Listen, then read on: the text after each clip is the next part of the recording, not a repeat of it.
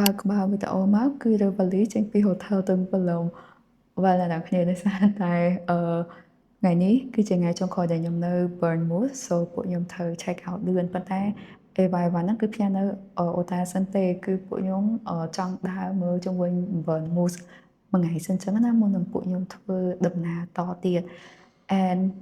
vậy tới bên nó cứ đa là hốt mong á đa là hốt nó cứ gọi tại sao tại bộ nhom thời tới họ cái làng cho nó làng trong nó bay chi làng trong ấy đài chẳng nó hơi trong ta đa nó cứ ta pliêm phong ấy phong nè thằng óc này ơi vậy ta cái weather nó stroke on lệ đi cứ ta cannot predict một happy nhưng tới nó cứ summer nó đọc như summer ta thật trẻ mà ha thật trẻ hơi pliêm thôi bên tay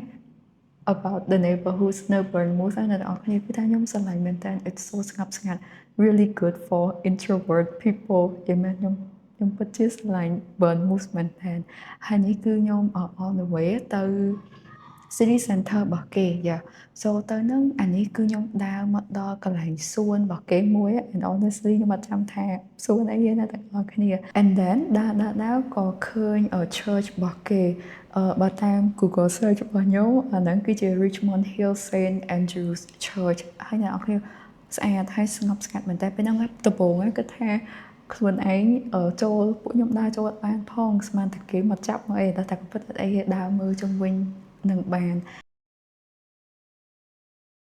and then after that មកក៏ពួកខ្ញុំធ្វើដំណើរតទៅដល់ Lower Gardens របស់ Bournemouth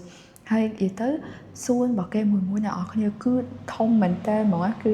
ដើរមកដាច់ជើងដែរហ្នឹងណាអ្នកនរគ្នាក្នុងសួនហ្នឹងគឺមានកន្លែងផ្សេងៗឲ្យយើងលេងបាល់ឲ្យយើងលេង golf លេងអីចឹងណាអ្នកនរគ្នាហើយអ្នកទាំងអស់គ្នាមានឃើញដូចប្រាសាទនឹងអត់អាហ្នឹងមិនមែនជា church ជាប្រាសាទអីណាអាហ្នឹងជា club របស់គេអ្នកទាំងអស់គ្នាតែគេធ្វើមើលគេធ្វើទៅគឺដូចប្រាសាទដូច church មែនតើ anyway គឺអានេះគឺពួកខ្ញុំដើរទៅស្ទៀននៅ Lower Garden ទៅដែរដើរឆែក Google Map ដើរព្រោះពេលហ្នឹងគឺពួកខ្ញុំចង់ទៅលេងសមុទ្រទៅព្រោះដើរតែមួយផ្លែទៀតហ្នឹងគឺទៅដល់សមុទ្រតែហើយនៅម្ដុំសមុទ្រហ្នឹងគឺគេមានជា Bournemouth observation wheel តែខ្ញុំអត់បានឡើងជិះទេ cause ខ្ញុំខ្លាចខ្ពស់ and then គេក៏មានជា amusement ឲ្យយើងចូលលេងហ្គេមលេងអីចឹងណា and then មានអីគេ oceanarium អីចឹងទៅប៉ុន្តែអា Bournemouth Pier នោះគឺចូលបានហើយពេលហ្នឹងគេបិទហើយអ្នកនរគ្នាឃើញតែលេងទឹកហើយចឹងហើយពេលហ្នឹងអាកាសធាតុ12-13អង្សាតែសម្រាប់ដើមមើលទៅអត់ត្រជាក់មើលទៅគឺនោះគេទឹកឡើងពេញហ្នឹងហ្មងand then ពួកខ្ញុំក៏ដើរមកតទៀតនៅម្ខាងនៃសមុទ្រហ្នឹងគឺគេមានជា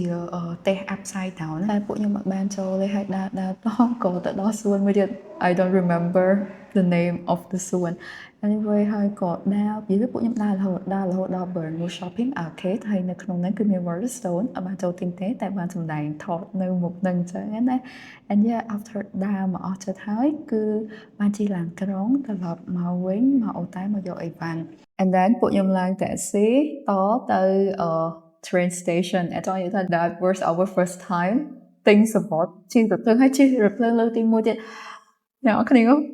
វេទនាមហាវេទនា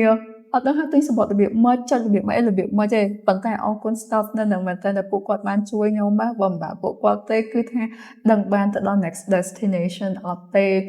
ហើយនិយាយទៅដូចមានចាំ first time ជិះរថភ្លើងហើយអត់ដឹងថាអ្នកនរគ្នាឃើញ free exam ណាដោយសារតែអត់ដឹងថាហ្នឹងណាត្រូវទូដែលខ្លួនឯងត្រូវឡើងអត់អីអត់អញ្ចឹងណាទាំងអស់គ្នាដូចមានគេកំណត់ថាយើងត្រូវអង្គុយកៅអីនេះអត់ and ពេលហ្នឹងអត់មានកន្លែងដាក់វ៉ាលីអីទេចឹងវ៉ាលីត្រូវរុញមកចិត្តខ្លួនឯងអីចឹងណាប៉ុន្តែ like ដូចគេនិយាយគឺថា there is always like first time for everything ហ្នឹងហើយក៏អង្គុយជិះរត់ភ្លេចបាត់ថាពេលហ្នឹងជិះងាយមកណាអ្នកនរគ្នា but the good news is we made it អ្នកនរគ្នាwe made it to London ពេលហ្នឹងគឺ London Waterloo អ្នកនរគ្នាពួកខ្ញុំចង់មកដល់ហ្នឹង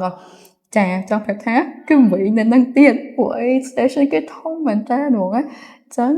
ចង់ដឹងថាដំណើររបស់ខ្ញុំជាមួយនឹង Springboard next destination នៅ London ហ្នឹងរបៀបម៉េចទៀតចាំតាមដានទស្សនានៅវីដេអូក្រោយទៀតអ្នកទាំងអស់គ្នាវីដេអូនេះត្រឹមប៉ុណ្្នឹងសិនបានហើយ Thank you for watching bye